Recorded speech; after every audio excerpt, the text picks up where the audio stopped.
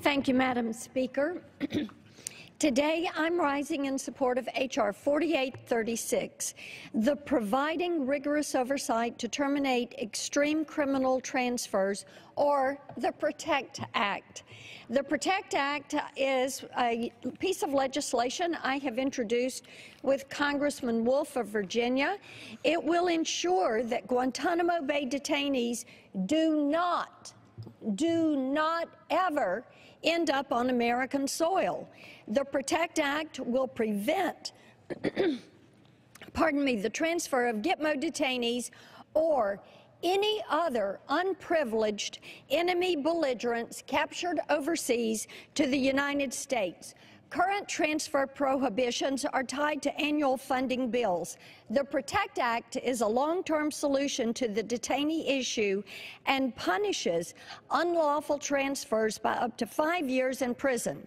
It is supported by the 9/11 families for a safe and strong America. We do need the PROTECT Act. And why do we need it?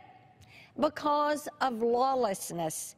This administration has demonstrated a pattern of lawless behavior that is creating a constitutional crisis in our nation.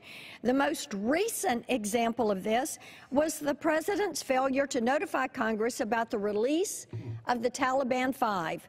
Make no mistake, the administration fully intends to bring GITMO detainees to American soil, read them their Miranda rights, and give them access to our civilian courts. GITMO detainees do not belong here.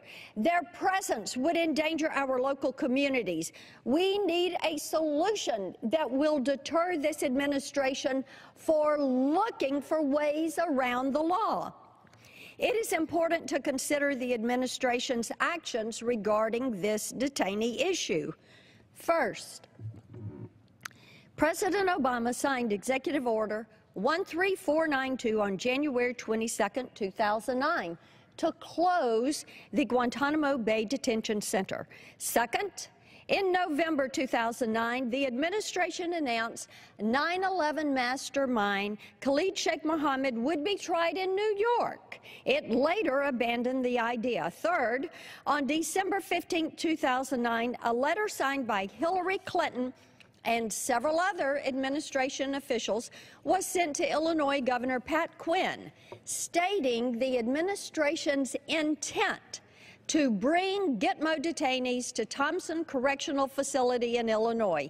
These actions triggered an avalanche of opposition and forced the President to temporarily abandon his plans to bring these GITMO detainees to the U.S. However, in this year's State of the Union address, the President renewed his pledge to close GITMO by stating, and I'm quoting, "And with the Afghan war ending, this needs to be the year Congress lifts the remaining restrictions on detainee transfers and we close the prison at Guantanamo Bay," end quote. Cliff Sloan, an administration special envoy for the closure of Guantanamo Bay, recently told ABC that the administration would have to work with Congress on changing the law so that detainees could be brought here. He stated, and I'm quoting, "For detention and trial and prosecution, we think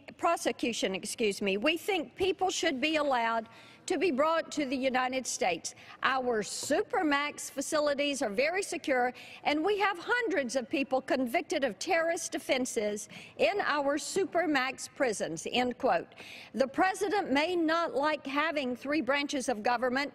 He may not like checks and balances, but this system of checks and balances has served our nation well. His lawless actions are creating a constitutional crisis, and it must stop. GITMO detainees are coming to American soil unless we pass the PROTECT Act. Its criminal penalties will ensure that the President respects the law. So I encourage my colleagues to join me on the PROTECT Act, which includes a transfer prohibition, provides a long-term solution, enacts criminal penalties, and provides an exception for American citizens. With that, Madam Speaker, I yield the balance of my time.